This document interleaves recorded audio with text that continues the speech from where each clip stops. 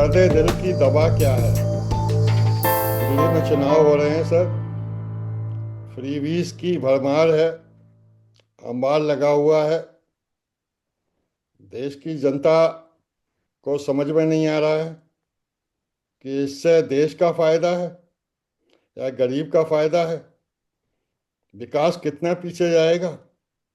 गरीबों की गरीबी कितनी बढ़ जाएगी। हमारे जो प्रीमियर इंस्टीट्यूट हैं, आईआईटी हो चाहे आईआईएम है, उनमें इस तरह के शोध ही नहीं हो रहे हैं। पीएचडी नहीं हो रही है कि इस तरह की स्कीम से डायरेक्ट और इनडायरेक्ट लॉस कितना होता है।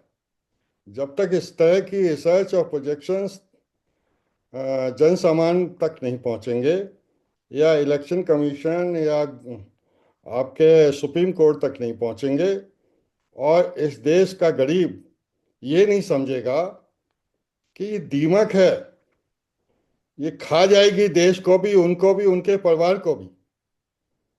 सर, इस विषय पर आज हम चर्चा करेंगे महाभारती के वीकली न्यूज़ और व्यूज शो में।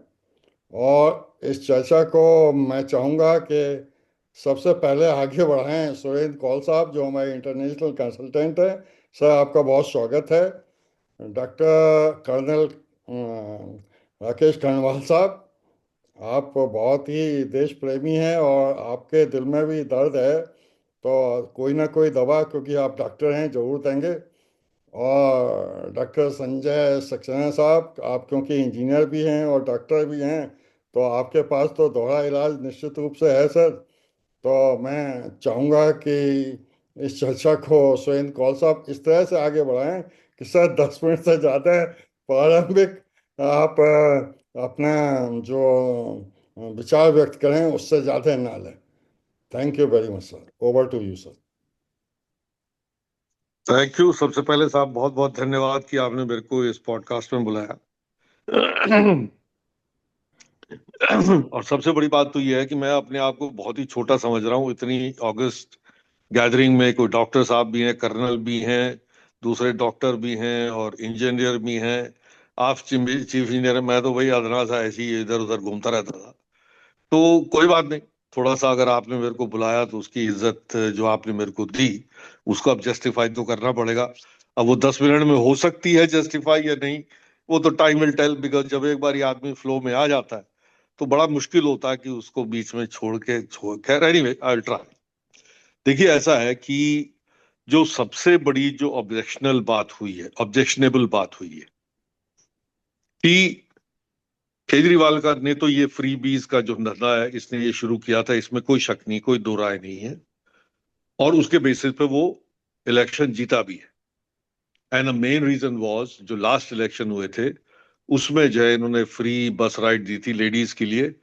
तो जितनी भी 1 करोड़ करीब जो है लेडीज जो है यहाँ पे वो क्या कहते हैं विभोर हो गई। और उन्होंने कहा भैया ये हमारा सेवियर है, हम इसको अपना वोट दे देते हैं। ऊपर से वो 200 unit electricity free free, 2000 litre पानी फ्री, ये सब करके उसने ये सब कर दिया। प्रॉब्लम यहां आती है कि अब जो दूसरे जो पॉलिटिकल पार्टीज हैं उन्होंने भी उसी बैंड वैगन में चढ़ गए। कांग्रेस तो चलो ठीक है, मैं साफ साफ कहता हूं वो बड़ी करप्ट पार्टी है, उनको भी किसी तरह से हुक एंड क्रुक से जीतनी है इलेक्शन। तो उन लोगों ने जो है उन्होंने भी कहा ठीक है जी, हम इतने रुपए क्या कहते हैं इनको महिलाओं को देंगे और हम भी यही फ्री करेंगे वो फ्री करेंगे, जो भी कुछ है उन्होंने भी अपना थोड़ा बहुत मैनिफेस्टो में लिखवा दिया। पर मेरे को सबसे बड़ा जो डिसअपॉइंटमेंट हुआ है कि बीजेपी जैसी पार्टी भारतीय जनता पार्टी जो है उसमें इतने ऑनेस्ट लोग भरे पड़े हैं। वो लोग कैसे इस स्तर पे नीचे उतारा है कि उन्होंने कहा ठीक है जी हम भी फ्री बीज देंगे। वो जो है मेरे हिसाब से उनकी स्ट्रैटेजी में गलती है, क्योंकि उन लोगों ने हमेशा मेंटेन किया है कि हम फ्री बीज नहीं देंगे, क्योंकि फ्री बीज जो है देश के लिए एक बहुत ही खराब चीज है। उस पर खैर हम चर्चा करेंगे जब जैसे ये आगे आगे बढ़ेगा ये मामला, उसको हम बाद में बात करेंगे। लेकिन मैं इस चीज पे स्ट्रेस करना चाहता हूं कि अगर बीजेपी जैसी पार्टी भी इस मामले में अगर ऐसे आगे बढ़ गई कि उसने कहा ठीक है जी, हम भी इतने लो स्तर पे आ जाते हैं कि हम भी यही अपना 2,500 रुपए देंगे, क्या कहते हैं, महिलाओं को, एटसेट्रा एटसेट्रा, तो फिर तो मतलब जिसे कहते हैं that is a free fall for the economy. और सबसे बड़ा फ्री फॉल तो ये है कि पैसा आएगा कहां से, और अगर पैसा है भी, चलो इसको फाइनेंस करने के लिए इलेक्ट्रिसिटी की जो फ्री वो दी है उसको फाइनेंस करने के लिए, पानी को फाइनेंस, ये फिर जो भी कुछ उन्होंने बहुत सारा कुछ, आवास योजना, ये वो जो कुछ भी है, पैसा भी है, वो कहां से जाएगा? वो कहां से जाएगा? वो पैसा जाएगा उस पैसे से जो पैसा की आपकी जो देश की उन्नति के लिए जो लगना था, उस पैसे से उस पैसे की कटौती होगी, तो देश कहां जाएगा? ये तो एक एस्पेक्ट हो गया। दूसरा एस्पेक्ट जो इससे भी ज्यादा खतरनाक, वो ये है कि आप जो है इतनी फ्रीबीज दे के आप जो है बेसिकली हिंदुस्तानियों को निकम्मा बना रहे हैं। निकम्मा बना रहे हैं, लिटरली निकम्मा बना रहे हैं। ये जो 80 करोड़ लोगों को हम लोग फ्री में राशन दे रहे हैं, जो कि हमारी जेब से ही जा रहा है, जो टैक्स पेयर्स है बेसिकली उनकी जेब से जा रहा है, क्योंकि गवर्नमेंट का अपना तो पैसा कुछ नहीं होता। गवर्नमेंट तो जो भी टैक्स कलेक्शन करती है, टैक्स, इनकम टैक्स, जीएसटी, फलाना ढिमकाना, जो भी दुनिया भर के वो टैक्सेस हैं, उनसे कलेक्ट करके उसका जो है वो इस्तेमाल करती है। अब वो अगर पैसा उसमें से ज्यादा जो है वो फ्रीबीज में जाएगा, तो आपके देश की उन्नति कहाँ जाएगी? अब मैं आपको एक बड़ी सिंपल सी एग्जांपल देता हूं जिसमें कि परसेंटेज मेरे पास है, जो कि हो सकता है कि जो मिलिट्री वाले हैं वो मेरे ख्याल सबका सब यहाँ पे मशीन गन लेके भून देंगे, लेकिन सच्चाई है उसमें जो बात को, और मुझे कोई परेशानी नहीं है सच्चाई को बोलने के लिए। डिफेंस बजट जो है हमारा, उसका 57% जो है वो पेंशन्स में और लोगों के को पैसा देने में जाता है। 57% ऑफ द डिफेंस बजट, मतलब अगर 1 करोड़ का आपका बजट है डिफेंस का, उसमें 57 लाख जो है वो सिर्फ पेंशन्स में और दुनिया भर के जो भी पर्सनल जो खर्चे होते हैं उसमें जाता है। Only 43% is use in actually buying the equipment and all the other things are. अब उसको कैसे टैकल करोगे मुझे नहीं पता, लेकिन मैं आपको एक एग्जाम्पल दे रहा हूं कि ये जो है हालात हैं इस टाइम इंडिया में, कि हमारा जो है जिसे कहते हैं, मतलब हमारा कैरेक्टर ही खराब है इंडियंस का। मैं बाहर के देश में रहा हूं 32 साल, वहां पे तो मतलब आपको डेनमार्क जैसे या जो भी वेलफेयर स्टेट्स हैं, वहां पे आपको अगर नौकरी नहीं है तो स्टेट आपको पैसा देती है खाने पीने के लिए। और ऐसा नहीं है कि बिल्कुल हैंड टू माउथ एग्जिस्टेंस है, इट्स इट्स प्लेंटी, कि आप उसमें जो है अपना 2-3 दिन के बाद एक विस्की का दो दो गिलास 3 गिलास आप पी सकते हो, वाइन पी सकते हो। इस टाइप की वहां पे हुआ है। लेकिन फिर भी लोग जो है कहते नहीं, मैं खैरात क्यों लूंगा भाई, मेरे हाथ अच्छे हैं, मेरा दिमाग काम कर रहा है, मैं तो काम लूंगा। और वहां पे काम करते हैं लोग, बहुत कम लोग हैं जो खैरात पे, डोल पे, बहुत कम। तो वो चीज जो है वो खुददारी हम हिंदुस्तानी जो है खो चुके हैं। और मैं सब 1.4 बिलियन जो जितने भी हमारे क्या कहते हैं यहाँ पे इंडियंस रहते हैं, they all have lost the खुददारी। We have become so enslaved by the freebies. कुछ काम ना करना पड़े, घर बैठे अपना पैसा आता रहे और खाना पीना मिलता रहे। Everybody wants to lead a retired life without working. तो जब मेंटालिटी आपकी ऐसी हो जाएगी, तो आप चूज भी ऐसी गवर्नमेंट को करोगे जो फ्री बीज दे रही है। तो इस कॉन्टेक्स्ट में आप लोग कहोगे हाँ भाई, बीजेपी अगर यहाँ पे सत्ता में आना चाहती है, so they didn't have any choice, they didn't have any choice. तो उन्होंने कहा चलो जी, अगर हमें जीतना है इलेक्शन, तो हमें भी यही फ्री बीज देनी पड़ेंगी जो कि दूसरी पार्टियां दे रही हैं, और उससे हम कंटेस्ट करते, then we may have a better chance कि भाई हम जो है दिल्ली को जो है अपने उसमें घेरे में ले सकते हैं। तो ये मेरे इनिशियल कमेंट्स हैं। उसके बाद जैसे आगे आगे डिस्कशन बढ़ेगा, आप क्वेश्चंस पूछोगे तो मैं आगे उसको बढ़ाऊंगा। Thank you very much professor Kaul साहब। अब मैं डॉक्टर कर्नल राकेश कर्णवाल साहब से रिक्वेस्ट करूंगा कि सर 2014 में फ्रीबीज कुल 20 करोड़ रुपए थी दिल्ली में। ये 25 गुना बढ़ के 5,000 करोड़ के करीब पहुंच चुकी है 2024-25 में। तो हम कहाँ जाएंगे? चर्चा को सर आगे बढ़ाएं। डॉक्टर कर्णवाल साहब प्लीज।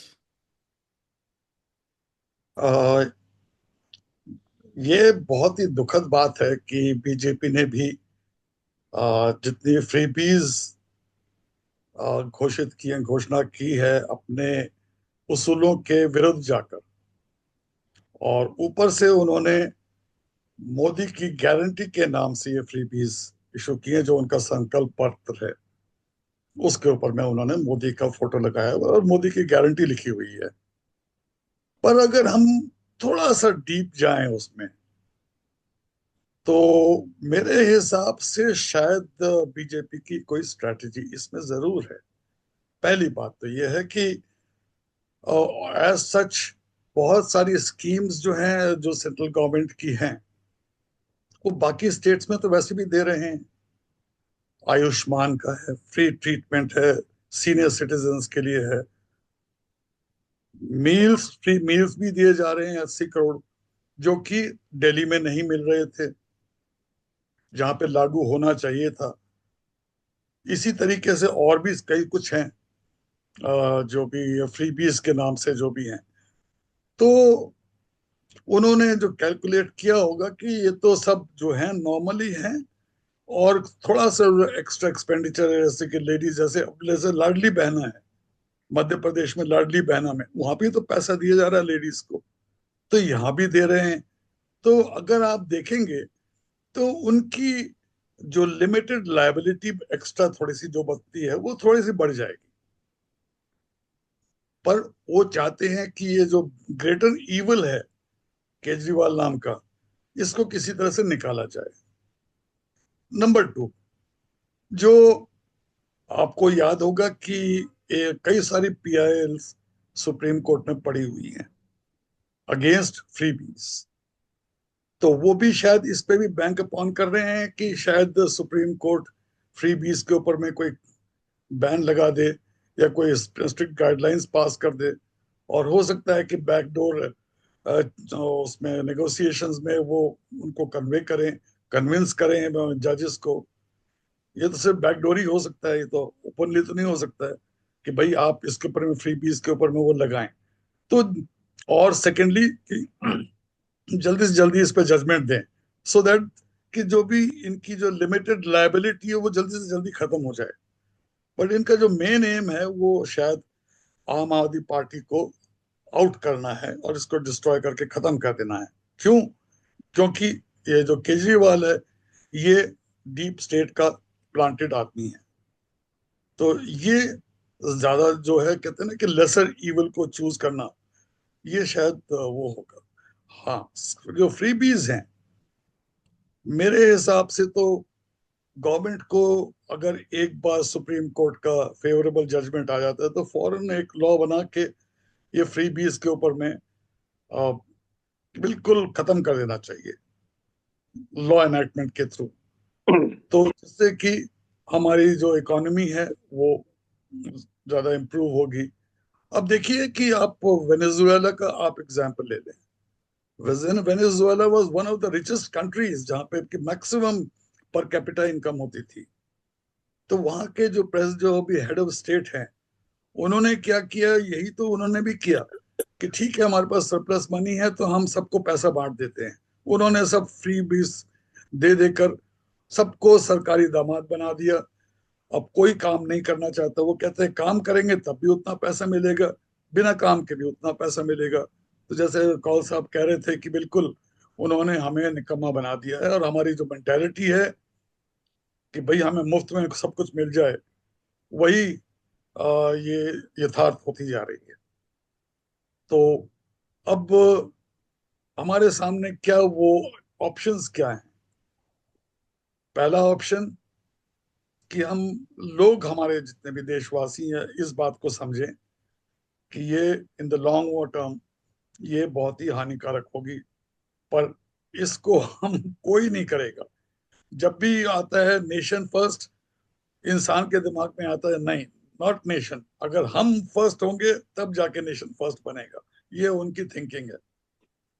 अब लेडीज का अब देखिए, अब लेडीज कहती हैं कि भाई हमारा जो है, जो किचन का जो बजट है, बड़ी मुश्किल से वो होता है, अगर हमें कुछ पैसे एक्स्ट्रा मिल जाते हैं तो हमें क्या बुरा है, हमारा काम चल जाता है।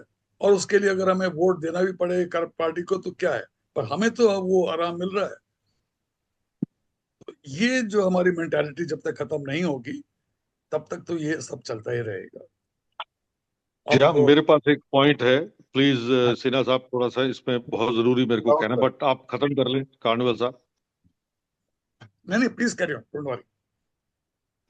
देखिए, इसमें जो है ना, जो ये इस टाइम आई थिंक बीजेपी के पास एक गोल्डन अपॉर्चुनिटी थी टू एजुकेट पीपल कि ये जो फ्रीबीज का जो ये जो माहौल बना हुआ है, और जो कि इसने केजरीवाल ने शुरू किया, कांग्रेस ने एकदम से फॉलो किया, एटसेट्रा एटसेट्रा, ये जो है एक बीमारी है।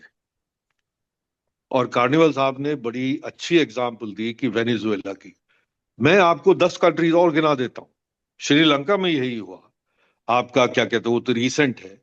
देन क्या कहते हैं, अभी एक कंट्री वो भी वेनेजुएला का तो खैर काफी साल हो गए अब। और भी ये टर्की, फॉर एग्जाम्पल, टर्की का तो बड़ा बड़ा बड़ा टिपिकल सा एग्जाम्पल है, बड़ा स्ट्रेंज सा एग्जाम्पल है। वहां पे वो कहते हैं कि आपकी रिटायरमेंट जो है, जो भी आप ओवर टाइम काम करते हो, that will be counted as your as.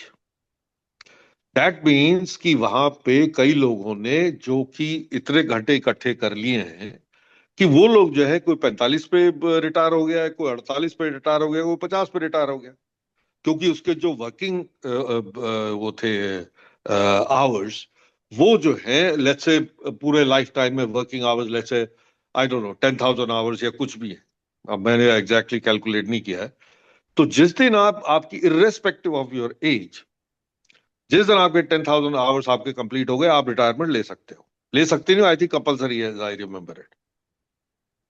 तो भाई साहब, जो पीक करियर पे जो लोग अब अच्छे प्रोडक्टिव बने थे, एक्सपीरियंस भी था, यूथ भी था, वो लोग जो है वहां पे रिडंडेंट हो गए, और टर्की की इकोनॉमी जो है वो बिल्कुल बंटाधार हो गया उसका। तो ऐसे ऐसे create, Greece same thing, they went bankrupt also because of the same thing कि हाँ जी, फ्री बीज दे दो। यही कंपटीशन था पॉलिटिकल पार्टीज में कि फ्री बीज सबसे ज्यादा क्या होगा। अब क्या हुआ है कि अगर बीजेपी भी फ्री बीज के बैंड वैगन पे चढ़ गया, जैसे कि, और आप कह रहे थे कि नहीं, they want to root out the the Kejriwal factor there, but the problem is कि आप रूट आउट करने के चक्कर में, because once you give the freebie, आप उसको वापस नहीं ले सकते। सी प्रॉब्लम ये है, प्रॉब्लम ये नहीं है कि फ्री बी दे दी, प्रॉब्लम ये है कि फ्री बी को आप वापस लोगे ना, आप सबसे बड़े दुश्मन बन जाओगे उस आदमी के। तो आपका कोई चांस नहीं है कि दोबारा से आप इलेक्शन जीत जाओ, because everybody will be doing थू थू, देखो जी इन्होंने बंद कर दिया, देखो जी बंद कर दिया, 2,500 रुपए हमारे काम आ गए, because people are now banking upon that 2,500 rupees what doctor कार्निवाल वो से सडनली आपका वो बंद कर दिया, तो आपका क्या होगा? आपको तो कबाड़ा हो गया घर की इकोनॉमी का। लेकिन गवर्नमेंट कहती है नहीं जी, अब हम जो है, अब हम मॉरल हाई ग्राउंड पे आ जाते हैं कि नहीं, फ्री बीज देना जो है वो गलत है। So this was the right time, just to answer that question. This was the right time when BJP should have risen from this goddamn thing and said कि भाई साहब एजुकेट हो जाओ, सारे जो इनके कार्यकर्ता, आरएसएस वाले, ये मिनिस्टर्स, इनके spokes person, they should have flooded the market with YouTubers and said कि फ्री बीज के उसका कैलकुलेशन करके दिखाते कि भैया फ्री बीज जो है वो कंट्री की इकोनॉमी के लिए खराब है, और इतने सारे कंट्री जो है फ्री बीज के चक्कर में डूब चुके हैं। हम इंडिया को उस रास्ते में नहीं ले जाना चाहते, इसलिए हम फ्री बी नहीं दे रहे। अब आपकी मर्जी है, आप हमको जिताना चाहते हो या फ्रीबी वालों को जिताना चाहते हो, ताकि आपकी कंट्री जो है वो क्या कहते हैं, अर्थव्यवस्था जो है वो डामाडोल हो जाए। दिस स्ट्रैटेजी, इसमें चाहे नहीं जीतते, लेकिन कम से कम धीरे धीरे अवेयरनेस हो आती लोगों में। भाई, a nation was never built in one day, Rome was never built in one day, right? तो आपको जो है इस टाइप की अवेयरनेस जो है वो लानी पड़ेगी जनता में, एजुकेट जनता को करना पड़ेगा, and that is how the national leaders are made, that they give the bitter pill, which Modi साहब did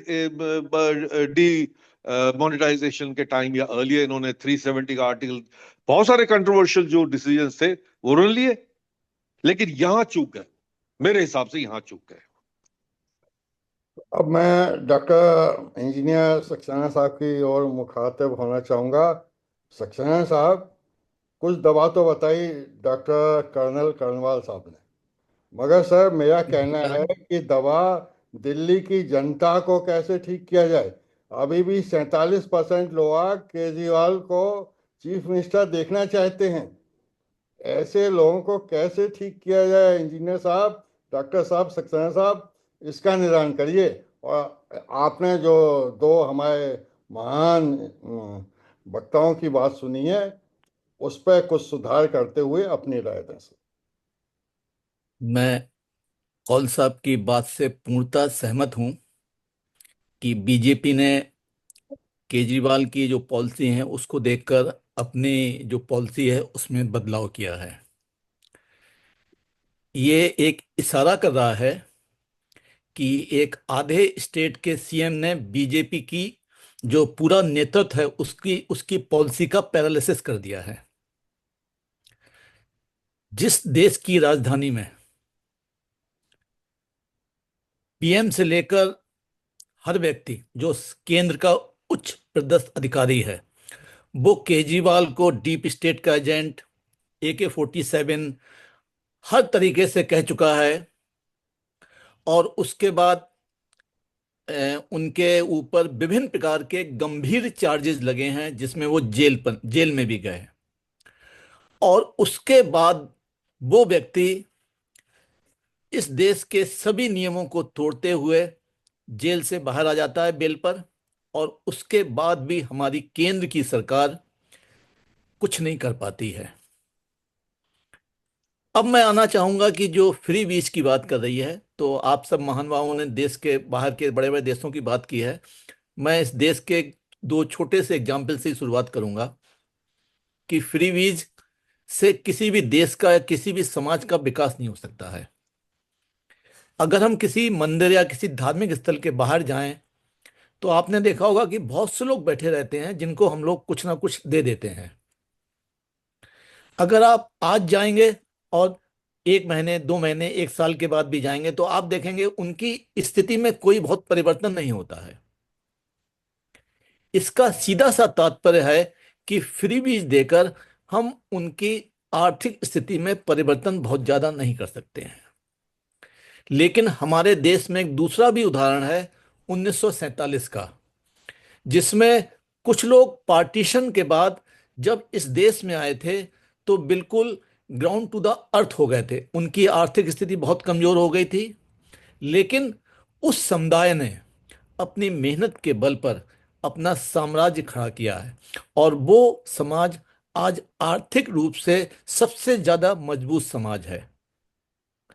क्या कभी जो बीजेपी का नेतृत्व है जिसने केजरीवाल के आगे अपने आप को सरेंडर कर दिया है कि केजरीवाल फ्री बीज दे रहे हैं तो हम भी फ्री बीज देंगे, क्या उस नेतृत्व ने हमारे समाज में ये मैसेज देने की कोशिश की है कि हम इस देश की जो आर्थिक व्यवस्था है कैसे सुधारेंगे? अगर केंद्र की सरकार दिल्ली में बैठे हुए एक एजेंट से डरकर अपनी पॉलिसी में परिवर्तन ला रही है तो हमें पुनः सोचना पड़ेगा कि बीजेपी में जो पैरालिसिस हुई है, जिसको हम कह सकते हैं पॉलिसी पैरालिसिस, वो एक हमारे लिए या हमारे देश की आर्थिक व्यवस्था के लिए एक गंभीर चुनौती है। क्योंकि अगला चुनाव बिहार में आने वाला है, वहां भी फ्री बीज की बरसात होगी। तो हमारा केवल ये कहना है कि स्टेट जीते या ना जीते, लेकिन फ्रीबीज जो हैं उनको बहुत ही स्पष्ट रूप से मना करना चाहिए कि इस देश में जो लोग मेहनत से कमाएंगे वही ठीक से खाएंगे। हम फ्रीबीज देकर कब तक इस देश की अर्थव्यवस्था को बर्बाद करते रहेंगे, केवल अपनी सत्ता के लिए। थैंक यू डॉक्टर सक्सेना साहब। हाँ, अब मैं कर्नल साहब से कहूँगा, आप फौजी हैं सर, आप कोई ऐसा इंजेक्शन या मिसाइल बताइए सर जिससे इसका सर हल निकले, क्योंकि जो बातें की जा रही हैं उससे तो मुझे ये लगता है कि हम भारतीय जनता पार्टी को ही कमज़ोर कर रहे हैं, हम उसी में कमियां बता रहे हैं। दिल्ली की जनता को कैसे समझाया जाए कि अभी भी 47% लोग क्यों सीएम केजरीवाल को ही देखना चाहते हैं। और उसके लिए जैसे कि मैंने कहा कि हमारे पास फीडबैक है महाभारती चैनल के पास कि आईआईटी हैं, आईआईएम है, शोध क्यों नहीं करते हैं, प्रोजेक्शंस क्यों नहीं दिए जाते हैं, जन सामान को महसूस क्यों नहीं होता है कि कितना बड़ा लॉस, डायरेक्ट और इनडायरेक्ट लॉस होता है इन सब चीज़ों से। Over to doctor Karnwal sir. जहां तक मैं मोदी जी को और अमित शाह और स्पेशली बीजेपी एंड आरएसएस को मैं समझ पाया हूं, मेरे हिसाब से तो जो बहुत ही श्रूड हैं ये दोनों गुजराती वाले, जो गुज्जू भाइयों के बारे में फेमस है कि वो बिना फायदे के कुछ नहीं करते हैं। तो जो मैंने अपनी एक थ्योरी जो मैंने अभी प्रोपगेट की थी, तो वही हो सकता है कि वो उन्होंने कंसिडर करके रखी है।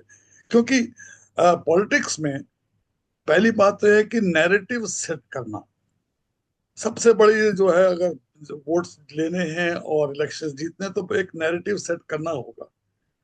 दूसरी चीज, आप अगर दूसरे के कंधे से तीर चला सकते हैं तो क्यों नहीं, तो दोनों आपका एक तीर दो निशाने जो है वो साबित हो जाते हैं।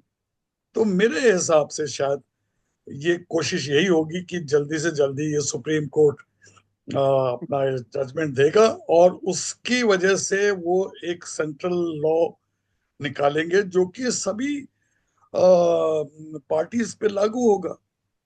तो एक टाइम आएगा कि कोई भी पार्टी फ्रीबीज एक्सेप्ट दे नहीं पाएगी, ना कोई ऑफर कर पाएगी।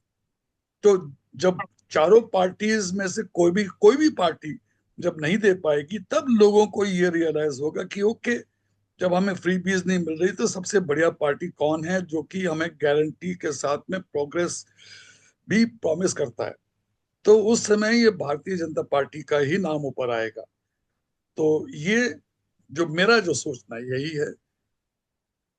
अब ये तो एक टेम्परेरी है वो है। अगर मैं बताता हूँ कि जो पॉलिटिक्स है, पॉलिटिक्स में क्या चल रहा है इस समय, अगर हम ब्रॉडर कंसेप्ट, ब्रॉडर पर्सपेक्टिव पर देखेंगे कि हमारे यहाँ पे जो भी इंटरनेशनल जो डीप स्टेट हैं, इंटरनेशनल जो बाकी वेस्टर्न कंट्रीज हैं, वो क्या चाहते हैं?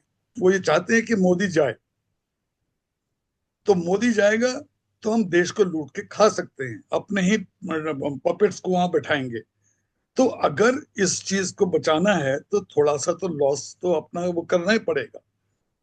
तो अगर जब तक हम लॉस नहीं करेंगे, अगर हम 2 स्टेप्स पीछे जाके फिर 4 स्टेप्स आगे जा सकें, तो उसमें कोई बुराई नहीं है। अब पॉलिटिक्स है, पॉलिटिक्स में अगर कोई भी अपने उसूलों पे चलेगा तो कोई भी इंसान जो है यहाँ का जो भी देश का है, उनमें देश प्रेम तो बाद की बात है। रियलिटी यही है कि भाई माई सेल्फ फर्स्ट, क्या मुझे क्या मिल रहा है। तो यही वो उसको उनको माइंडसेट चेंज करना बहुत मुश्किल है जब तक कि सकमस्टेंसेस ही उनको चेंज ना करना पड़े। अब सकमस्टेंसेस कैसे चेंज करेंगे? लॉ बना के। जब लॉ बनेगा तो सब पार्टीज बराबर हो जाएंगी। अब पार्टीज क्या ऑफर करेंगी? जब पार्टीज ऑफर नहीं कर सकती हैं तो अल्टीमेटली फिर लोगों को यही सोचना होगा कि ठीक है, which is the best party to choose. तो पॉलिटिक्स में तो यही सब कुछ चलता है। अब देखिए आगे क्या होता है। जहां तक मेरा जो फ्यूचर पर्सपेक्टिव है, मेरा तो यही है कि हाँ, शायद सुप्रीम कोर्ट के ऊपर हम बैंक कर रहे हैं। और सेकेंडली एक और भी पीआईएल पड़ी हुई है जो pensioners, sorry, income tax payers की तरफ से भी वो एक पीआईएल डाली गई है बहुत से पेंशनर्स ने, कि हमसे बिना पूछे ये फ्रीबीज ना दिए जाएं। तो ये दोनों पीआईएल्स के जब भी सूनर और लेटर जजमेंट्स आएंगे, तो मोस्ट लाइकली, अगर लॉजिकली देखा जाए, जजेस उसको लॉजिकली देखें, तो वो भी इनको सपोर्ट करेंगे। थैंक यू बाकी very much. Thank you very हाँ, मच मिस्टर कानवाल साहब। आपने बहुत ही लाउड एंड क्लियर संदेश दिया है और तरीका भी बताया है। मैं अब चाहूँगा हमारे कौल साहब से, जिन्हें दुनिया भर का अनुभव है, कि दिल्ली की जनता को कुछ इस तरह का संदेश दें कि वो जो गलती 10 साल से वो करते रहे हैं, अब की से ना हो सर। इस बारे में कुछ जोरदार अपील करिए सर। उसके बाद मैं चाहूँगा कि सक्सेना साहब भी इसी दिशा में कुछ काम करें, तो हो सकता है कि हम लोगों के एफर्ट्स कुछ सफल हों और दिल्ली की जनता तक एक संदेश जाए। ओवर टू कॉल साहब। थैंक यू सिन्हा साहब। देखिए, सबसे बड़ी अच्छी बात जो है वो हम तीनों में ये है, एक्सपर्ट्स में, वो ये है कि we are agreeing almost 100% with each other. ठीक है। द ओनली डिफरेंस इज कि कर्नीवाल साहब जो है वो ये कह रहे हैं कि भाई थोड़ा सा जरा यहाँ पे कम्प्रोमाइज कर लो, because we want to throw him out. और हम लोग जो है डीप स्टेट का जो इन्फ्लुएंस है उसको हम हटाना चाहते हैं, एटसेट्रा एटसेट्रा, बाद में देख लेंगे।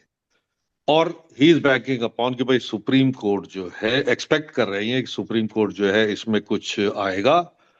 और सुप्रीम कोर्ट जो है he will they will say कि भैया ये फ्री बीज जो है, this is against the law of democracy. आप जो है लोगों को ल्योर कर रहे हैं गलत मीन से टू वोट फॉर यू। तो ये चीज जो है मॉरली गलत है, और इसको लीगली भी वो गलत साबित कर देंगे। आइडिया तो बहुत अच्छा लग रहा है, लेकिन सबसे पहले वो कब वो जजमेंट आएगा।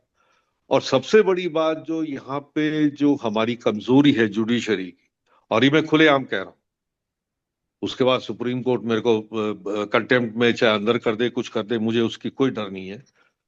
यहाँ के जो हमारे सुप्रीम कोर्ट हैं, they are the most politicized than anywhere else in the world I've seen. हमारा जो कोर्ट है इंडिया का, वो डिसाइड करता है not cases, not on the merit of the arguments which are used by the prosecutors and the defenders, but it is based on कि politically decision जो है, judgment जो है, वो क्या सही होगा। तो यहां पे मैं कार्निवाल साहब से थोड़ा सा maybe I am differing here, कि वो डिसीजन जो है वो जैसे हमेशा इनका जो क्या कहते हैं डिसीजन, जो most of the judgements are little bit, थोड़ी एम्बिग्युइटी होती है, तो उसमें एम्बिग्युइटी होगी, क्लियर कट वो भी नहीं कह पाएंगे। और एक तरह से मैं उनको जस्टिफाई भी करता हूं कि वो नहीं कर पाएंगे क्लैरिटी। देखिए, दो टाइप की क्या कहते हैं, दो टाइप की वो होती हैं, क्या कहते हैं, फ्रीबीज। एक तो ये है कि जो मोदी साहब ने किया कि वो बेसिक नीड्स जो है जनता की पूरी कर रहे हैं, जो कि सबसे पुअर से पुअर क्लास के जो लोग हैं, जो कि पहले भूखे मरते थे एक जमाने में, उनको वो जो है राशन पानी जो है फ्री दे रहे हैं। ठीक है। तो वो तो उसको आप फ्री भी नहीं कह सकते, क्योंकि वो तो बेसिक नीड। देखिए, तीन बेसिक नीड होती हैं एक इंसान के उसमें, या फैमिली, या जो भी कुछ कह लो, किसी भी ह्यूमन बीइंग के लिए। क्या, रोटी, कपड़ा और मकान, ये तीन चीजें होती हैं। मकान वो बना रहे हैं, रोटी वो दे रहे हैं, और आपके कपड़े भी नेचुरली वो अब उसमें क्या कहते हैं, किसानों को शायद 6,000 रुपए मिल रहे हैं साल के, और जो भी कुछ है गरीब किसानों को, एटसेट्रा एटसेट्रा, तो वो सब सब्सिडीज और सब फ्रीबीज वगैरह मिल रही है। तो जो freebies in terms of basic need को पूरी करने के लिए जो मिल रही है, उनको आप फ्रीबीज नहीं कह सकते। लेकिन जो फ्रीबीज वोटर को रिझाने के लिए की जा रही है, जैसे ये 2,500 रुपए, भाई लेडीज को क्यों? मैं एज ए जेंट कह सकता हूं कि भाई लेडीज को क्यों, जेंट्स को क्यों नहीं, हम इक्वल पार्ट है। Now we are on the equal footing. Ladies को बहुत सारी क्या कहते हैं अधिकार दिए गए हैं, लीगल अधिकार दिए गए हैं, they can do lot of good things.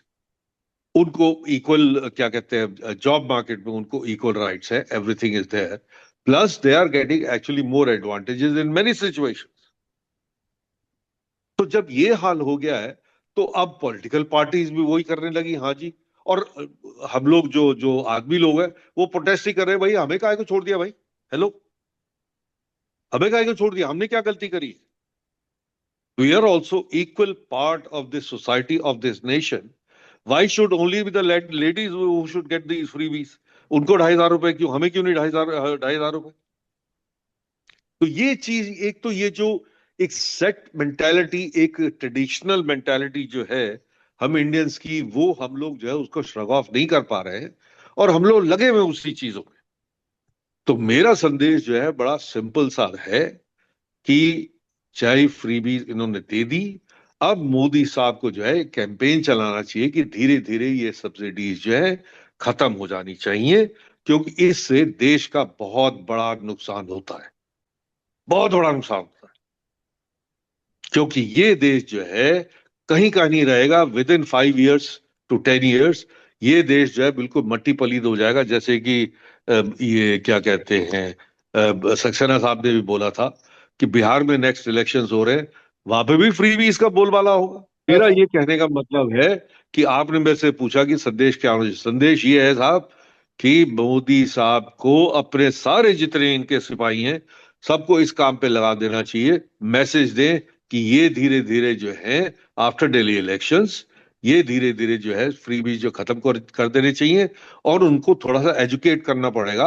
And take years for people to understand कि what the hell he is talking about. तो ये मेरा संदेश जो है जैसे आपने बोला था वो है। Thank you. Thank you. Over to Saxena साहब, प्लीज क्विकली। मेरा दिल्ली वासियों के लिए बहुत ही स्पष्ट संदेश है कि किसी भी सरकार के भरोसे ना रहें। अगर केजरीवाल वापस आते हैं तो ये समझ लीजिए कि आपकी जिंदगी, आपका परिवार एट स्टेक होगा।